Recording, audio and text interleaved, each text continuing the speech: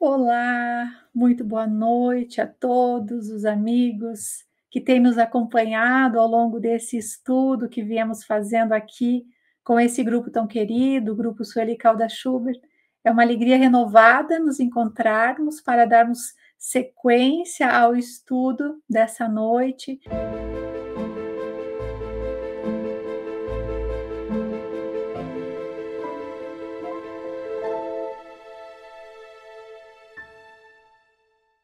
E hoje estamos aqui com alegria por dividirmos a tarefa com o nosso querido amigo Vitor, que logo mais dará o seu boa noite. Então, para que nós possamos inicialmente nos preparar para esse momento, convidamos todos a nos unirmos em prece. Então, vamos elevar os nossos pensamentos, agradecendo, sublime amigo Jesus, pela oportunidade que nos é dada de seguirmos no rumo por essa busca de entendimento sobre a vida verdadeira.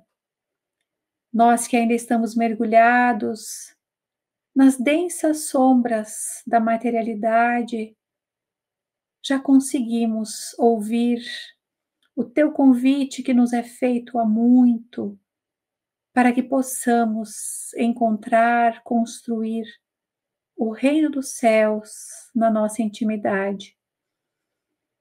Por isso, Senhor Jesus, te agradecemos por essa oportunidade e te pedimos que do mais alto, daqueles que orientam e tutelam os estudos sérios que nos conduzem ao encontro do Espírito, possam encontrar sintonia nos nossos corações, nas nossas mentes, nos inspirando a fim de que, durante este percurso de estudo, sejamos agraciados com um entendimento maior sobre a profundidade da mente humana. Assim, em teu nome, pedimos permissão e iniciamos o estudo da noite. Que assim seja. Então, como falamos, hoje vamos dividir a tarefa com o nosso querido amigo Vitor e seguiremos então para a segunda parte do capítulo que foi iniciado na semana passada, do livro Loucura e Obsessão, psicografia do nosso saudoso Divaldo, pela inspiração de Manuel Filomeno de Miranda, e o capítulo é intitulado Fenômeno Autoobsessivo.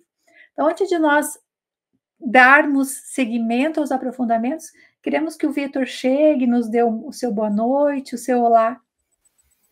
Muito obrigado, Ângela. Boa noite a todos.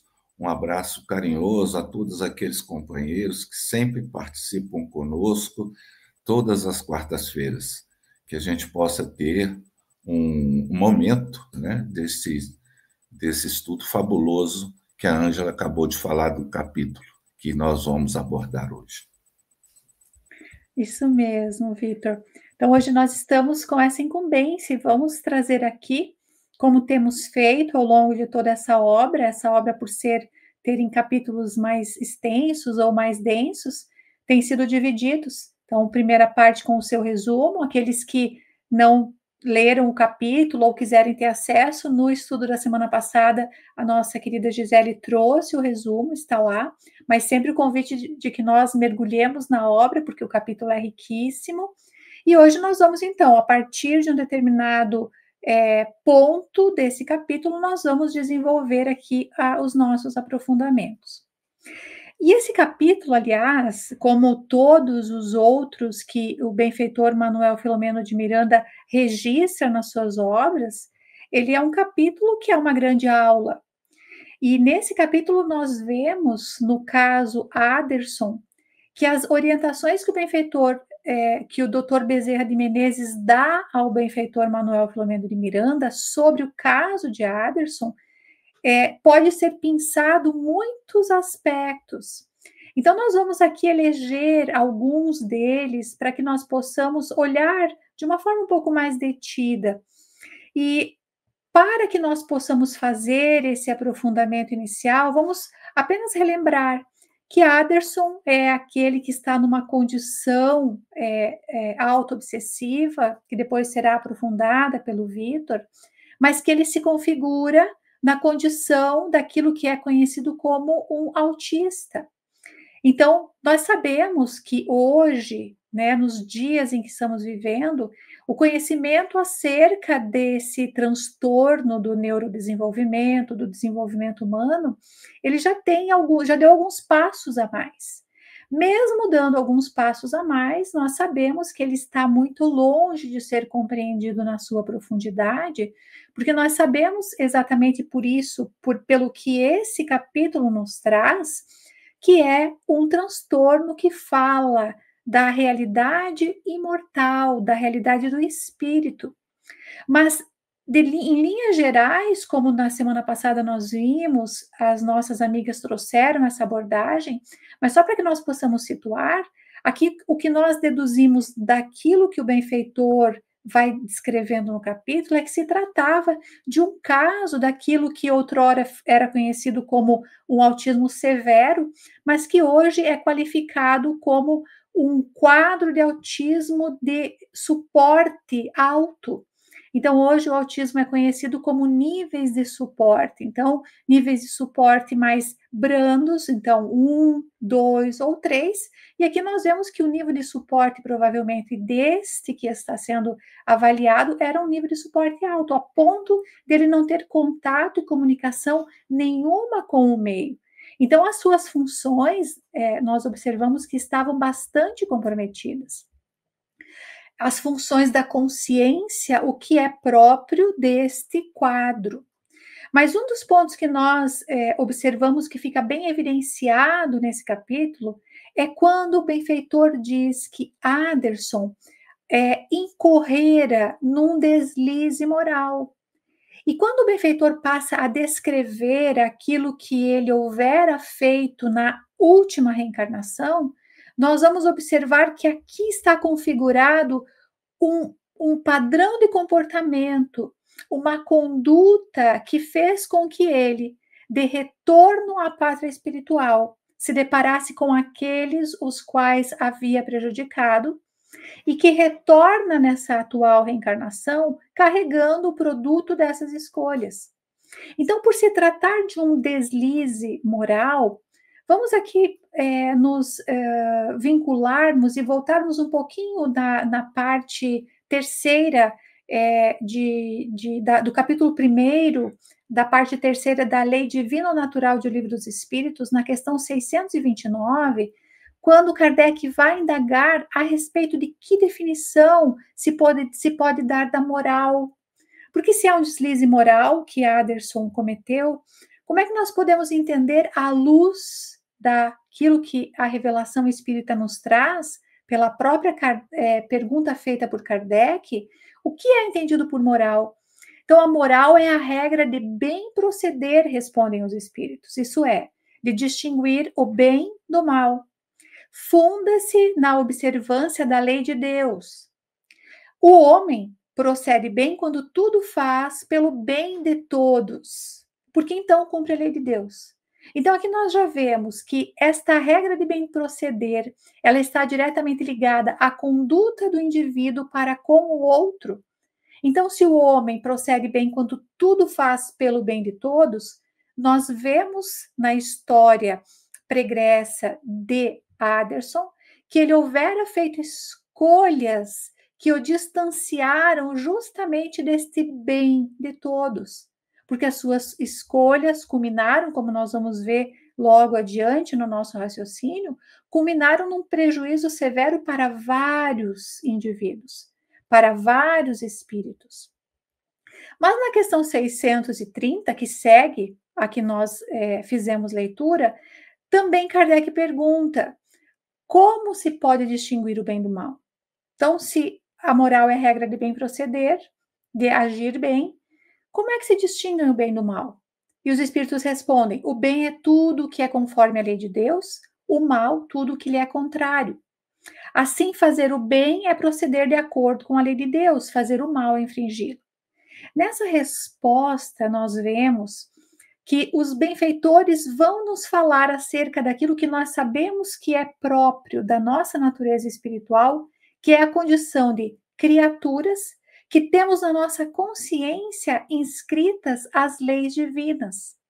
Então, se em toda reencarnação nós temos como propósito mergulharmos na matéria, para que essas leis divinas possam se expressar no nosso livre-arbítrio, na nossa escolha, no exercício que nós vamos fazendo, de despertar a nossa consciência, de fazer com que nós desenvolvamos o potencial que está lá na centelha divina, então nós vamos concluindo que quando nós nos afastamos disso que é próprio das leis divinas, nós vamos caminhando para aquilo que é configurado como mal, ou seja, há aqui um deslize moral. E nessa conjuntura é que Aderson está configurado.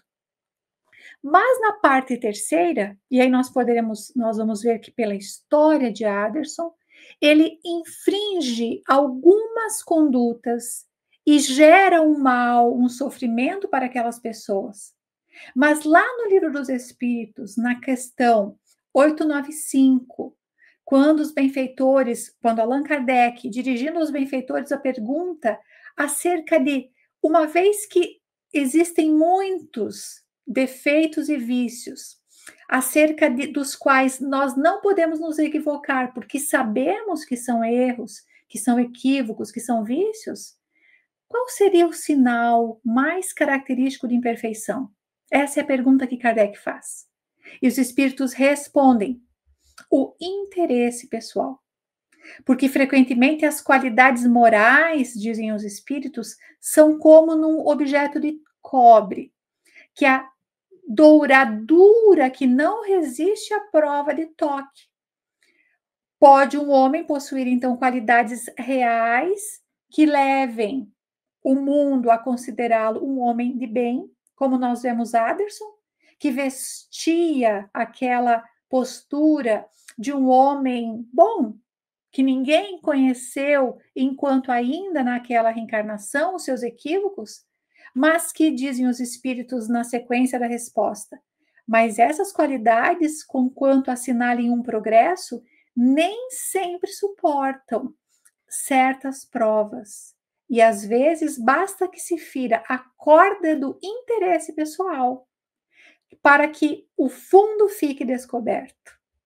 O verdadeiro desinteresse, então, dizem os espíritos, é coisa ainda tão rara na Terra que quando se patenteia, todos o admiram como se for um fenômeno.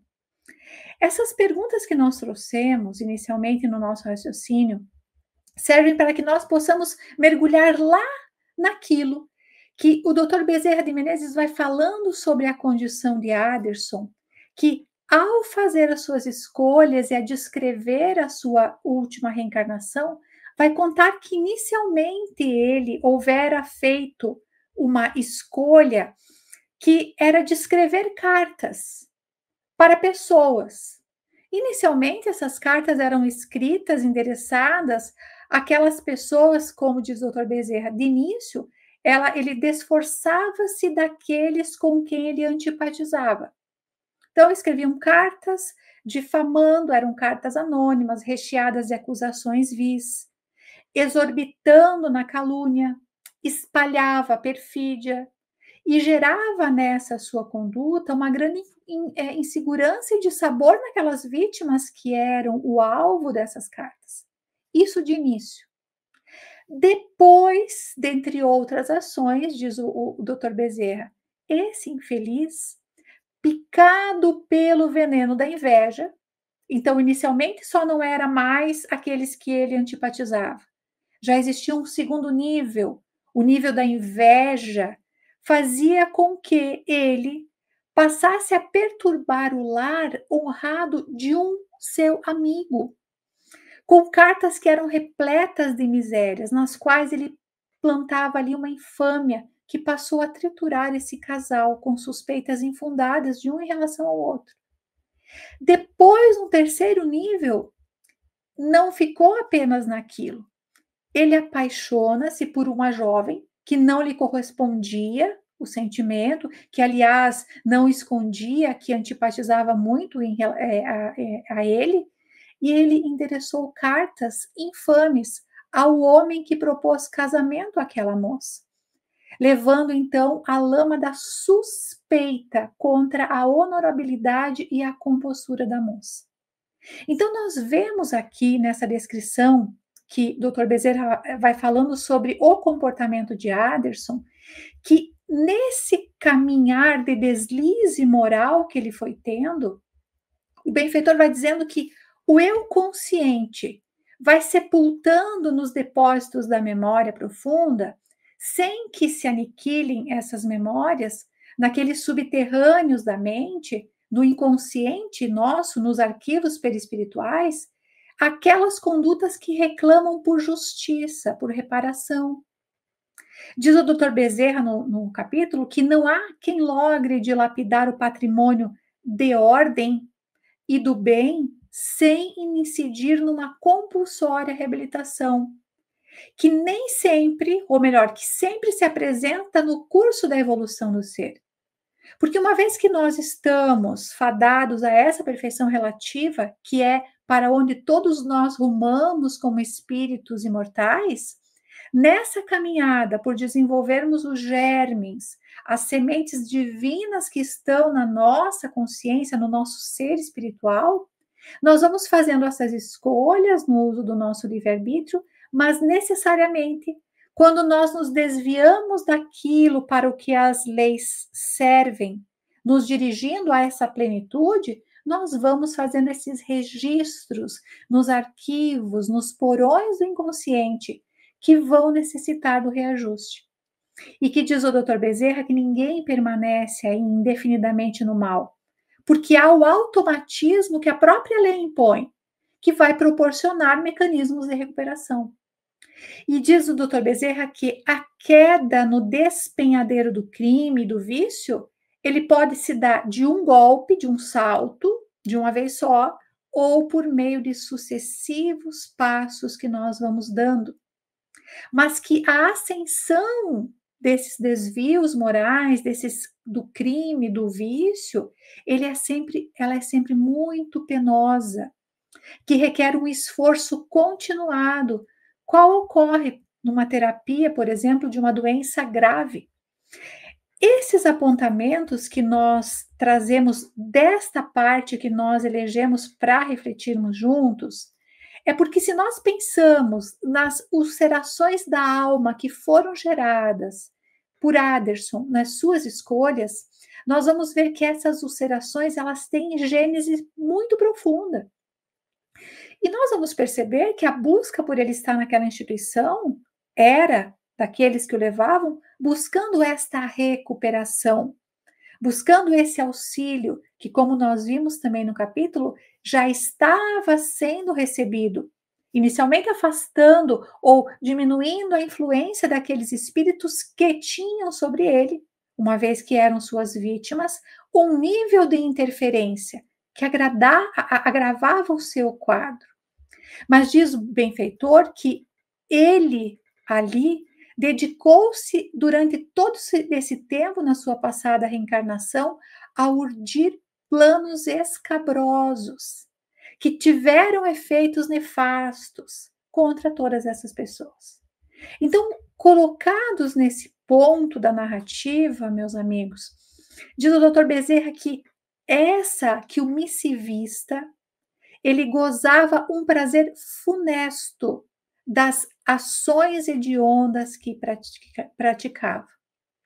Também lhe dá uma informação de que ele vivia num parasitismo vergonhoso, porque ele houvera herdado recursos que foram construindo uma aparência até de um cavalheiro nobre, de instinto, mas que ele era carregado de egoísmo, de desconfiança, que inclusive fazia ele viver num celibato, mas explorando o sentimento de mulheres mais infelizes, pagando por aquelas companhias.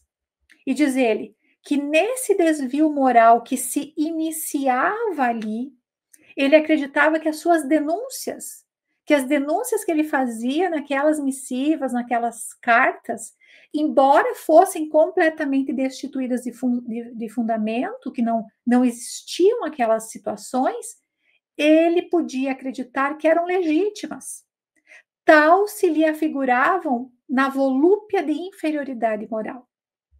Esse ponto do raciocínio faz com que nós identifiquemos aqui uma conduta humana que é própria do nosso processo de desenvolvimento como espíritos ainda muito no processo inicial da jornada evolutiva, quando a nossa relação com a nossa consciência, ela se dá ainda muito por aquilo que superficialmente se conhece, aquilo que nós, ao longo das nossas reencarnações, fomos tendo, como os desafios próprios da nossa existência material. Então, todos nós sabemos que, mergulhados na matéria, nós temos, e é própria de uma lei divina, a lei de conservação.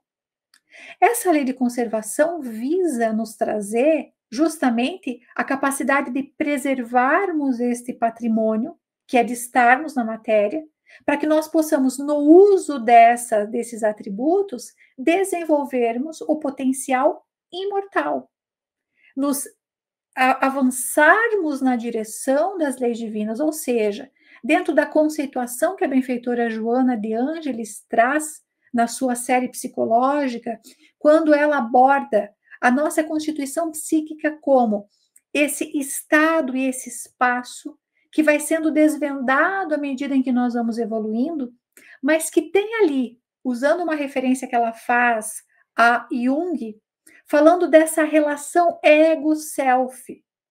O self sendo essa nossa condição de ser, daquele potencial do porvir, do vir a ser que nós carregamos, que é um dia nós construirmos essa condição de plenitude, mas que o nosso ego, nas experiências iniciais, vai transitando por essas escolhas que constroem na nossa intimidade um prazer mórbido. Porque o ego, dominando essa consciência, não se colocando na sua condição de centro da consciência, mas sim confundindo-se com a própria consciência, ele passa a usar os recursos que ele tem, que são recursos de defesas egóicas, e não exatamente os recursos da consciência, e ele passa a fazer com que nós justifiquemos as nossas decisões, passando a ter uma sensação de poder. Então, imaginemos Aderson, quando escrevia essas cartas, endereçando essas pessoas, as quais, inclusive, ele privava da companhia.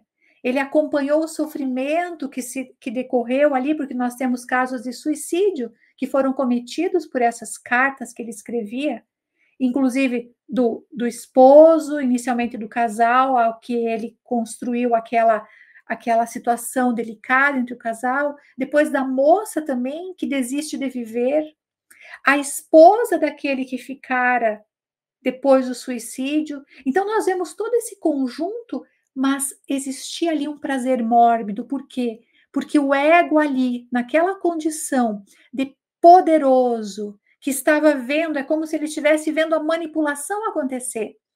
Esse ego vai se afastando e rompendo essa conexão, então, o eixo ego-self.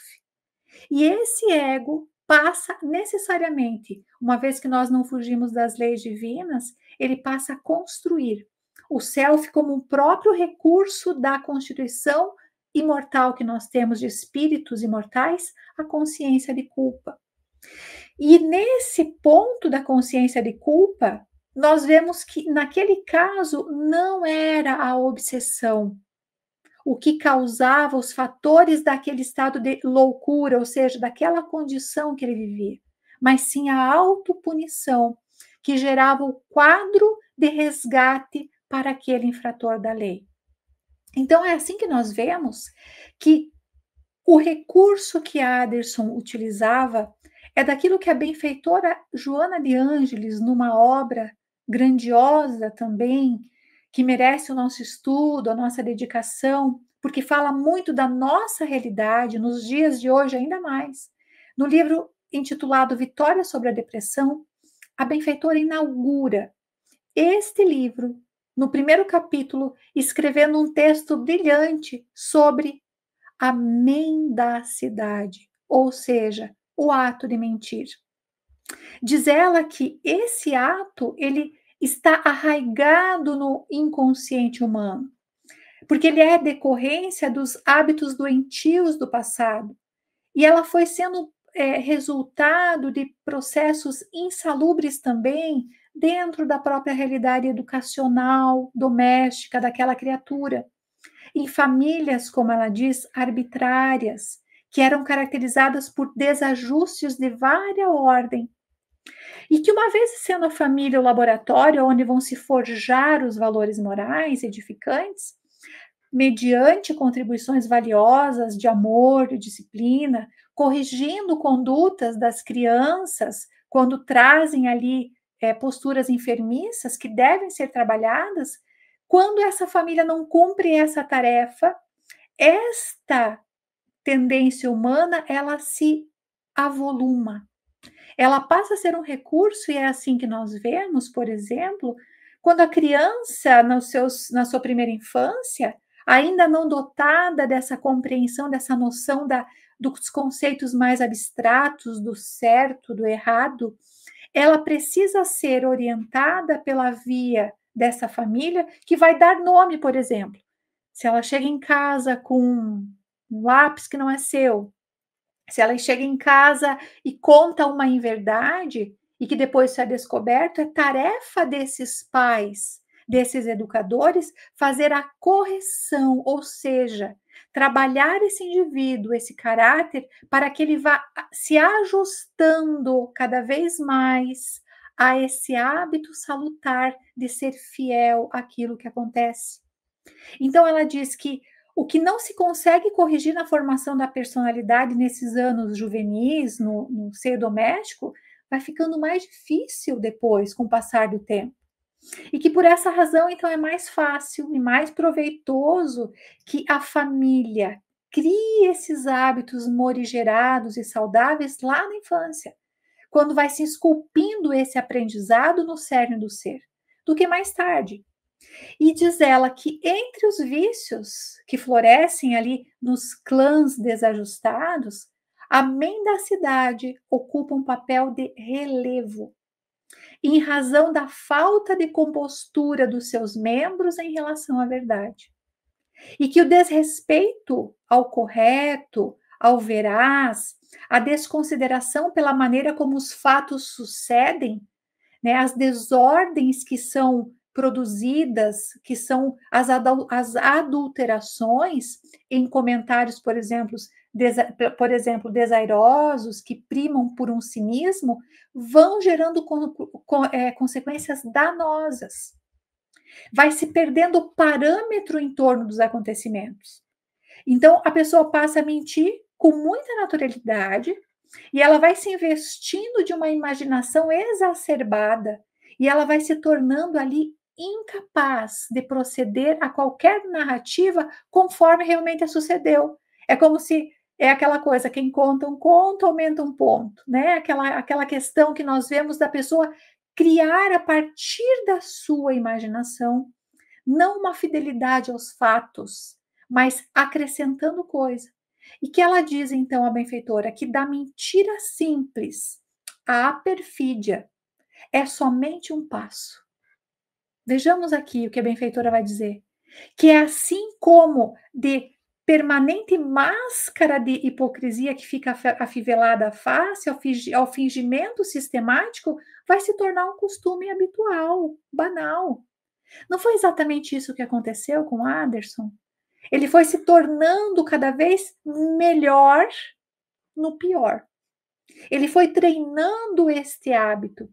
E que à medida em que isso foi se prolongando, e a benfeitora diz no capítulo que prolongado esse comportamento, as vítimas dele, as vítimas do comportamento, da mendacidade, elas vão se desajustando e vão atormentando a razão por falta da dimensão da verdade que foi negligenciada. Tanto vão se acostumando com a maneira incorreta de agir, que se fazem depois incapazes de manter a serenidade, o equilíbrio, quando eles estão num grupo social em que se movimentam. Porque no íntimo deles, diz a benfeitora, eles sabem discernir o certo do errado, compreender que eles estão atuando num campo de alto risco, qual seja, por exemplo, da mentira. E em razão de ser facilmente descobertos, eles usam depois da astúcia, que também é um remanescente ancestral que nós carregamos da evolução. E o próprio indivíduo vai se iludindo, vai se estimulando a utilização de novos argumentos totalmente injustificáveis, a ponto daquilo que nós vemos, que falamos há pouco, que o Dr. Bezerra narra no capítulo, de que ele mesmo, uma vez sabendo que não era verdade, ele acreditava que podia ser. E ele passa ali a construir uma verdadeira desordem psíquica. E diz a benfeitora que dessa forma, então, os indivíduos vivem conflitos emocionais que vão se agravando com a sucessão do tempo. E em razão do medo constante de serem desveladas as suas mazelas, eles vão sendo levados porque podem ser relevados ao ridículo, diz ela, que merecem, mas que se negam a reconhecer. Veja que quando Aderson retorna ao plano espiritual depois da sua desencarnação, ele nega-se reconhecer o equívoco, inclusive lá diante das suas vítimas. Tamanha é a gravidade do seu quadro que ele passa depois a formar nos arquivos desse inconsciente profundo essas marcas completas de alienação da realidade, que configura o quadro de autismo no qual ele estava incerto. Então, diz a benfeitora que vive-se em consequência numa sociedade que se deslumbra com o Fausto, com a ilusão, com a mendacidade, como fenômenos perfeitamente naturais, mas, felizmente, insustentáveis e decepcionantes. Diz ela que o ser humano educado, ele é veraz em todos os momentos, assumindo as responsabilidades da sua conduta, mesmo quando experimenta dissabores e angústias. Que o compromisso com a verdade não lhe permite negociá-la, aceitando, por exemplo, o suborno da fantasia, que se dilui com a névoa ao sol da realidade. E que a instabilidade de conduta, no entanto, em relação aos acontecimentos do cotidiano, a falta de ponderação, de recato em referência aos fatos, vai dando lugar à perda da autoestima e, consequentemente, da saúde emocional. E que em alguns quadros de depressão psicológica, diz ela, tem início na ausência do auto-amor do paciente, que se não amado, não se sente, considera-se indigno também de ser amado por outras pessoas, porque ele reconhece que a abjeção interna em que ele se encontra. Vejamos que nós vimos no capítulo que Aderson mergulha naquele quadro de negação da sua conduta, e que ali há um profundo desamor próprio do quão indigno ele se achava, dessa abjeção que a benfeitora diz que ele criou, que se cria internamente, quem passa a desenvolver essa mendacidade.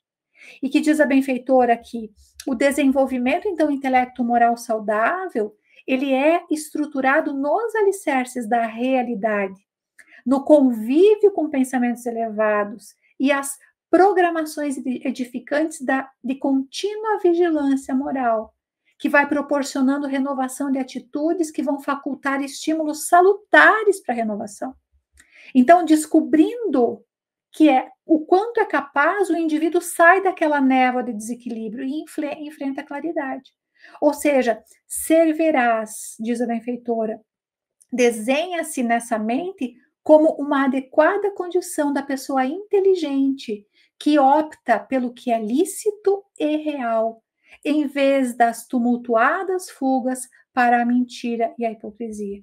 Então, diz ela, finalizando o capítulo, que é medida de bom tom o reconhecimento das possibilidades que se encontram ao alcance de todos os indivíduos, cada qual estabelecendo as suas metas e campos de trabalho, sem apego ao passado e nem ansiedade ao futuro, delineando uma programação existencial que possa se expressar dentro dos limites que nós temos em cada etapa da nossa jornada evolutiva.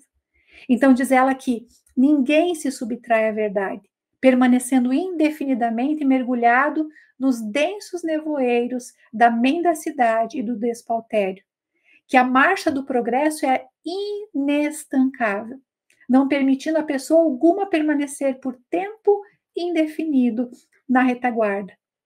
E que quando ao viandante faltam as forças, a sua é uma opção por estacionamento.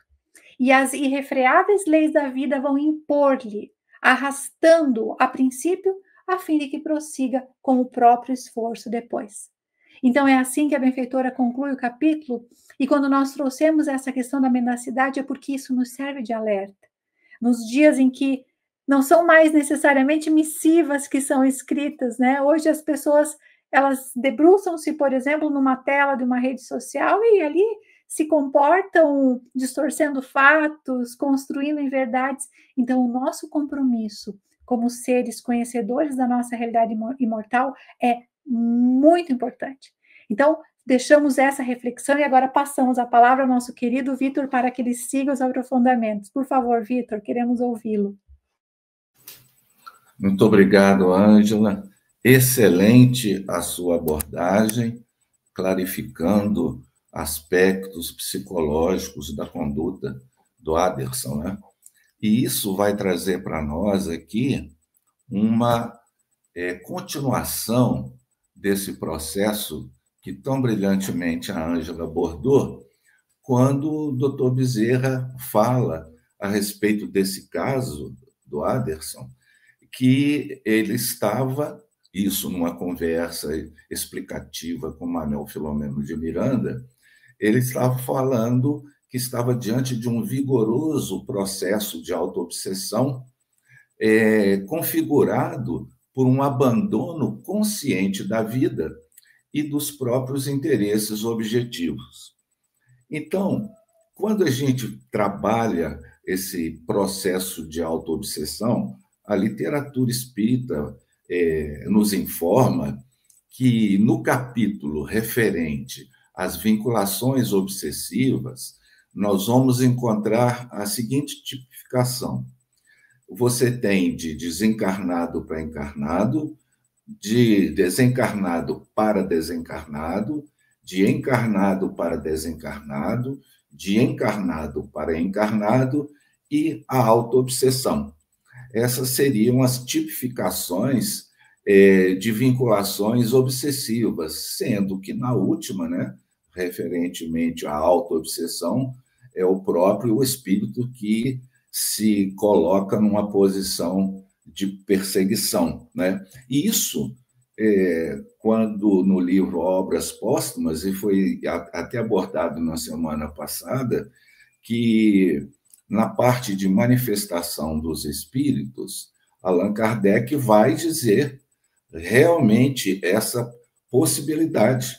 Ele vai dizer que muitas vezes a gente atribui maldades, né, aos espíritos que eles se dizem inocentes, vamos dizer assim. Alguns estados doentios e certas aberrações que a gente lança à conta dos obsessores derivam do próprio indivíduo, do espírito do próprio indivíduo. Então, ele vai falar que essas contrariedades que se concentram em nós mesmos, principalmente relativamente aos desgostos amorosos, com frequências dão oportunidade a atos excêntricos, né? Que seria errôneo a gente falar que é um processo obsessivo, porque, nesse caso, o homem é o obsessor de si mesmo nessas condições. Então, autoobsessão significa o quê? É um tormento, é uma dificuldade em que uma pessoa inflige a si mesma. Por meio de quê? De pensamentos, ideias fixas, negativas, como culpa, remorso, medo, que criam no interior da criatura, no psiquismo, um campo de batalha que torna a criatura a sua própria opressora. E por isso que Dr. Bezerra fala que, nesse caso, Aderson, essa imensa vida mental das ações infelizes que foram ocultadas habilidosamente na vida cotidiana, mas que é conhecida da própria pessoa, engendra um comportamento ambíguo, em que, no seu íntimo, ele sabe que está errado, mas na vida ele põe uma máscara, é como se fosse que a máscara ocultando para a sociedade o que a pessoa é verdadeiramente por dentro. E dá essa condição que a própria Ângela estava falando brilhantemente sobre os critérios, as dificuldades que a pessoa enfrenta quando tenta dissimular uma situação para o mundo exterior, quando, na realidade, internamente ela é outra. Há uma espécie de pugna interna em que a pessoa tenta se justificar internamente, mas por fora aparenta ser alguma coisa, né? Então, o que acontece? Aí, quando a Ângela aborda a questão do ego, do self, né, ele fala que o doutor Bezerra, o eu consciente, que é a parte da nossa personalidade, né, que lida com o mundo real, esse eu consciente, em função dessa distonia interna entre o interno e o externo, sepulta lá nos depósitos da memória profunda esse conflito, que ele, apesar dessas situações vivenciadas, esse conflito, eles assomam a consciência na vida de vigília com processos depressivos graves, complexos de culpa, processos persecutórios e outros processos psicogênicos, né? Então, ele vai dizer, nessa situação aqui, que isso aflora de uma situação em que basta que a gente tenha algum tipo de gatilho e aquilo emerge, né? Então, o que acontece? A constância do pensamento naquilo que foi realizado e que não percebido, torna-se uma fixação contínua, numa monoideia em que vai isolar ou emparedar a criatura em si mesma. Porque quando ela está no processo da culpa, ela vai conversando, ela vai dialogando com si mesma, e, nesse sentido, o doutor Bezerra vai falar aqui que isso irrompe de uma forma tão vigorosa que pode levar a esses problemas físicos, emocionais, mentais, de depressão, apatia, nesse sentido, né? Se a gente for resumir a autoobsessão, então seria alguns pontos assim, ó. Ideias fixas e negativas, que seriam esses pensamentos recorrentes da culpa, do remorso, da raiva ou medo, que são as sementes que vão germinar na mente da criatura, criando um círculo vicioso de negatividade. A pessoa fica num looping, ela fica na monoideia, e com isso se alheia ou se aliena da situação do dia a dia. Então, a pessoa vive mais para dentro, para consigo mesmo. E esse desequilíbrio interior vai tornar a pessoa a opressora de si mesma, com um verdadeiro conflito interno que vai afetar a sua vida. E com isso vão aparecer agora a mente não encontrando a paz em função desses processos que ela vivencia, essa pessoa não encontra paz. E o que acontece? Ela se sente presa num passado de erros e de falhas que vai impedir a sua própria cura e a sua libertação, num contexto de autocondenação e autopunição. Por isso que o Espírito Emmanuel, no livro Consolador, na questão 182, ele vai perguntar assim, ele vai responder uma seguinte indagação: o remorso é uma punição? E aqui ele magistralmente vai falar: olha, o remorso é a força que prepara o arrependimento. A pessoa não arrepende de uma hora para outra. Antecipando ao arrependimento, tem o remorso, que é uma força que prepara para o arrependimento. Como o arrependimento é a energia que precede o esforço regenerador. Aí a gente vai ver lá mais depois a questão do Código Penal, né? Então, o arrependimento ele vai possibilitar a energia que precede esse esforço regenerador. O Sérgio Biagi Gregório, na homepage dele, amplia um pouco essa conceituação do Emmanuel, e mostrando a diferença, então, do remorso e arrependimento. Diz ele que, embora estejam associados entre si, o remorso e arrependimento têm significados diferentes. E ele vai dizer que o remorso é um sentimento e o arrependimento é uma vontade. Que o remorso é a consciência dolorosa de uma falta passada, que, somada agora à vontade, ou seja, ao processo regenerador, né, que a vontade de evitá-la daí em diante, e, se possível, repará-la, vai dar seguimento a esse processo que precede o esforço regenerador. Por isso que a nossa benfeitora Joana de Ângeles vai trabalhar o contexto da culpa, porque o remorso, ela vai dizer aqui, de uma forma bastante interessante e muito didática, ela vai falar que as criaturas, de uma forma geral, quando se incorrem nesses processos de relembrança dos atos feitos, ela fala que o remorso gera um fenômeno da identificação do erro, ou seja, é a consciência dolorosa, conforme o Biagi estava falando, de uma falta. Então, esse remorso gera uma identificação do erro. Algo está diferente. Mas, se essa identificação do erro ela não se faz acompanhar da coragem, ou seja, do arrependimento, para conveniente reparação, essa criatura, não atendendo a essa sequência, ela vai transferir para os arquivos do espírito o conflito em que ela está vivenciando sob a forma de culpa. Culpa é essa o quê?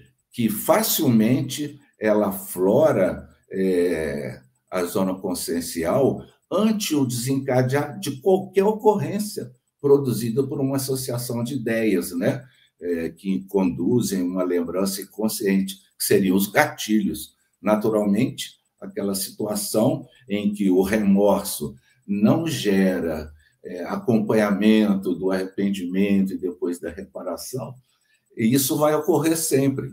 Então, continuando, ela vai falar que o indivíduo, experimentando essa angústia, procura em si um recurso de autopunição, como mecanismo que possa libertar essa criatura nesse processo para a consciência responsável por uma coisa que ninguém conhece, um delito que ninguém conhece, mas que está íncito no mapa das reencarnações, das realizações pessoais daquela criatura. E, nesse caso, ela não pode transferir isso. Então, o que ela faz? Ela vive nessa autopunição, nesse looping interior, nesse conflito. Eu me lembro muito de um filme, Em Nome da Rosa, em que tinha um padre, né, naquele convento, em que ele, não conseguindo conter seus impulsos da sexualidade, ele procurava os noviços para atender essas necessidades.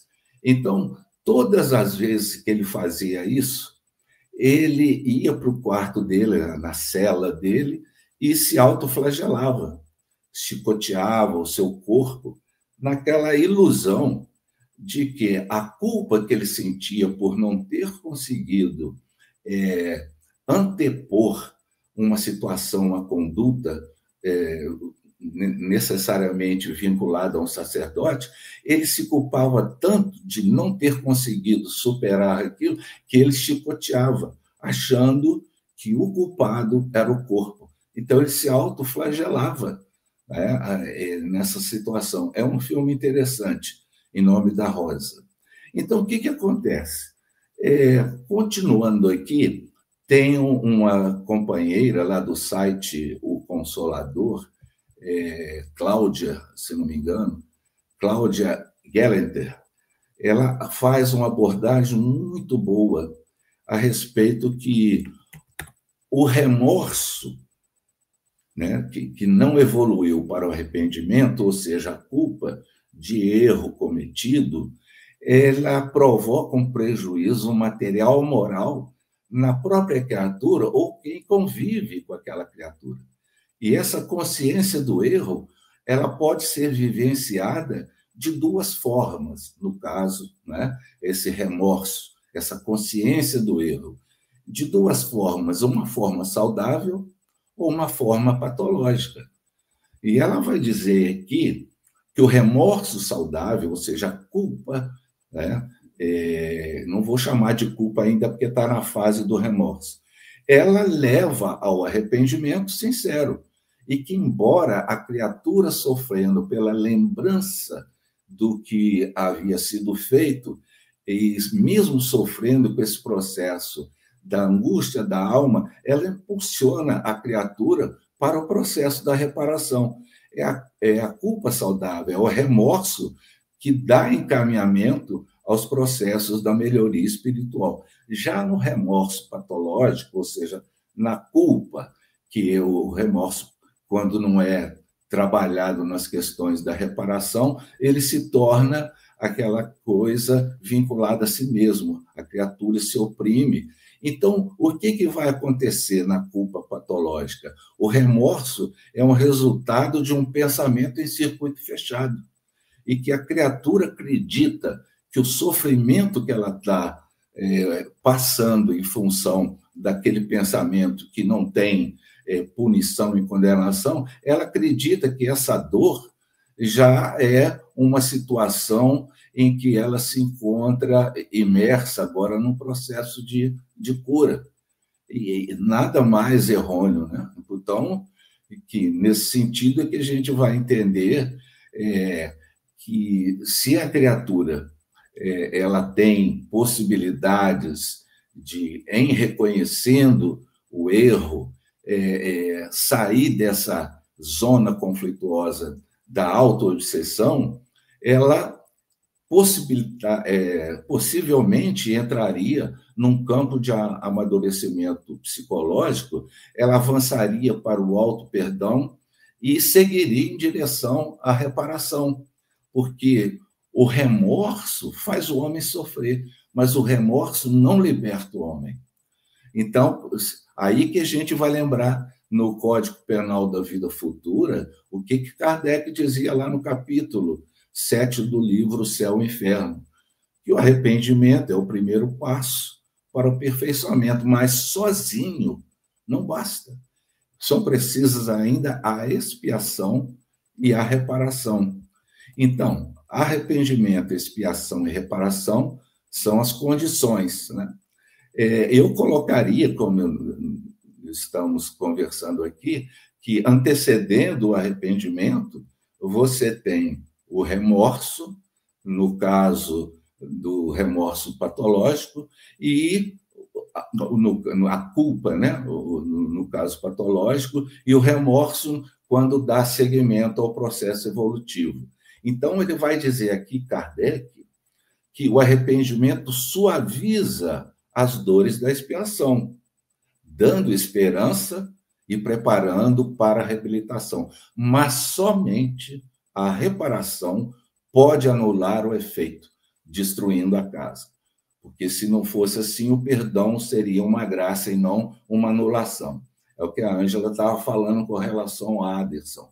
ele, devido às consequências dos seus atos, ele tem diversos processos aí que foram consequências da ação criminosa dele, vamos dizer assim, de escrever missivas a respeito da calúnia, da difamação, inclusive, induzindo criaturas ao sofrimento, ao suicídio. E essa situação da reparação, o Anderson, em determinado período da sua recuperação espiritual, ele vai ter que percorrer esse caminho, né? do arrependimento, do remorso, da expiação.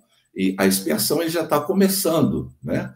Que é esse processo que o doutor Bezerra comenta a respeito da vinculação dele. Ele não consegue se exprimir, ele tem uma vida que é novelada em si mesmo. E isso, ao longo do tempo, isso vai diluindo, conforme ele fala, né?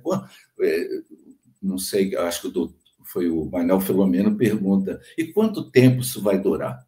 Isso vai, depende das situações, porque cada caso é um caso, depende da vivência dele, de percorrer esses caminhos, né?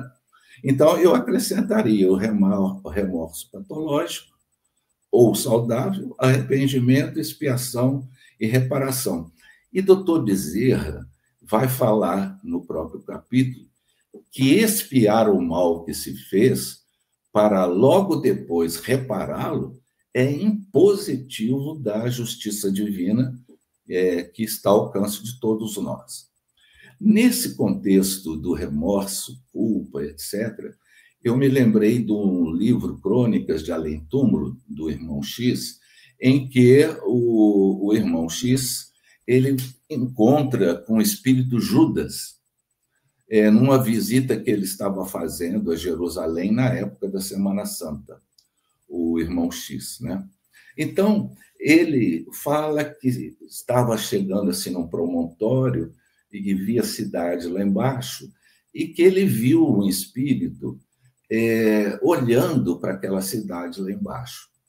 E ele, ao se aproximar desse espírito, ele sentiu uma energia tão boa, assim, algo ele não sabia explicar. E ele vai chegando perto e ele vai reconhecendo. Aí ele era Judas.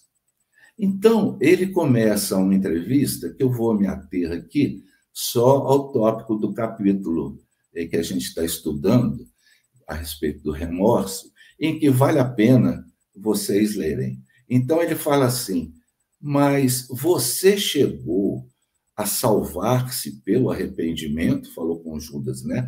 Quando narra aquela dificuldade que ele teve, que ele trai, etc. E o repórter ele vai perguntando, né? O irmão X, ele não passa pano. Ele fala, você conseguiu salvar-se pelo arrependimento? Ele falou, não consegui. Aí ele vai falar, o remorso é uma força preliminar para os trabalhos reparadores. Depois da minha morte trágica, submergi-me em séculos de sofrimento expiatório da minha falta. Sofri horrores nas perseguições infligidas em Roma aos adeptos da doutrina de Jesus, e as minhas provas culminaram em uma fogueira inquisitorial, onde, imitando o mestre, fui traído, vendido e usurpado. Vítima da felonia e da traição, deixei na terra os derradeiros resquícios do meu crime na Europa do século XV.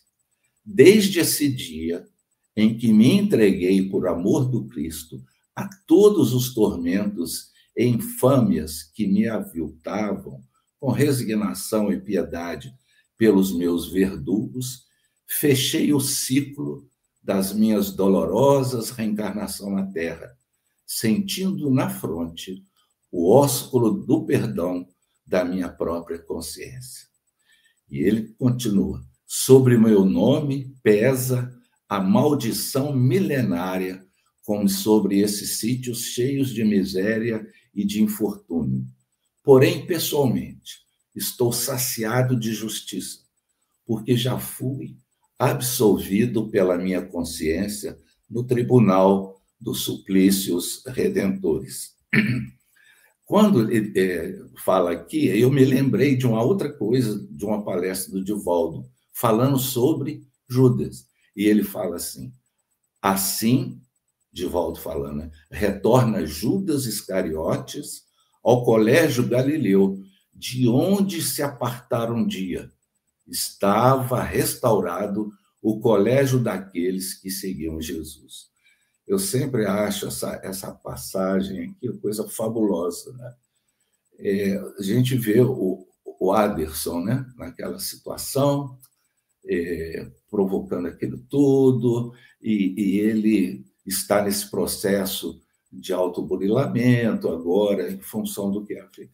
Agora, se a gente imaginar o peso, o remorso de Judas, que o levou imediatamente ao suicídio, e depois, além disso tudo, ele engendrar esforços a partir do remorso para se submeter a essas reencarnações dolorosíssimas, porque, no caso, ele não reparou isso com Jesus, porque quem ele ofendeu foi Jesus, e Jesus não foi cobrar dele. Então, ele reparou a consciência cósmica, a uma situação tão dolorosa que ele desencarna como Joana d'Arc, no sentido de reparar aquela situação, poupando a França de uma guerra infeliz contra a Inglaterra, onde muita gente ia morrer. Então, ela, com a situação, né, no caso Judas, ela promove uma reparação a respeito do equilíbrio cósmico, né? Então, por isso que ele se sente saciado, porque tudo que ele houvera feito a respeito daquele drama lá do Calvário, ele procura vivenciar, não com sentido de coitadinho, tal, porque ele fala, né, que ele fecha o ciclo com resignação e piedade pelos verdugos. É interessante. Então, lidar com a culpa. É necessário transformação, perdão, autoamor. A gente pensar no autoamor, que agora a gente não é mais aquela criatura de outrora, que a gente tem propósitos, né? Que a gente tem possibilidade de evoluir, a busca pelo bem, focar em situações que dizem respeito à paz, à tolerância, e isso é fruto de uma busca contínua. Isso não tem situação de parar um tempo, essa transformação mental, as práticas morais, que a própria Ângela estava falando, do bem e do mal, das questões que a gente deve perseguir, porque o bem é tudo aquilo que está vinculado à divindade, né? E tem tanta coisa, tem um auxílio externo, referente a uma casa espírita, atendimento fraterno, ao estudo da doutrina. Então, evidentemente que a criatura, num processo de autoobsessão, ela tem que ser trabalhada por alguém. E à medida que ela vai frequentando, ela vai tendo oportunidades de ampliar, porque a grande jogada da auto-obsessão é você cortar esse circuito fechado. É você abrir um nó ali em que ela possa perceber a vida externa, ela possa receber construções mentais, ideias que possam ela refletir dentro dela, saindo daquela mesmice, ensimesmamento, aquela roda, aquele looping que não sai, né? Não acaba. Então, o que eu gostaria de ter trazido para os amigos de hoje seriam essas considerações. E vamos aproveitar, vou passar a palavra à Ângela para as nossas considerações e despedidas. Meu amigo, muito obrigada por nos trazer esse valioso aprofundamento, né, que mescla aí certamente seu conhecimento profundo, sua vivência na doutrina, E aí, ao concluirmos esse trabalho de hoje, nós podemos dizer: bendita doutrina espírita nas nossas vidas, não é mesmo, Vitor? Então, Exatamente. que seríamos nós sem esses esclarecimentos, sem essa fé raciocinada, então que nós possamos, né, ao finalizar o nosso estudo, trazermos o nosso sentimento de mais profunda gratidão ao Mestre Jesus, ao Mestre Leonês e a todos esses apóstolos do bem que nos trazem, dentre eles Manuel Filomeno, Dr. Bezerra, Edivaldo e tantos outros, e a nossa querida Sueli. Então, que nós possamos encerrar nosso estudo agradecendo a companhia dos nossos amigos, por podermos privar desse momento aqui, envolvidos por essas vibrações que certamente do alto nos alcançam. Então, um grande abraço a todos e na próxima semana seguimos com as bênçãos divinas aí no aprofundamento dos próximos capítulos. Até lá, até a próxima semana. Um abraço.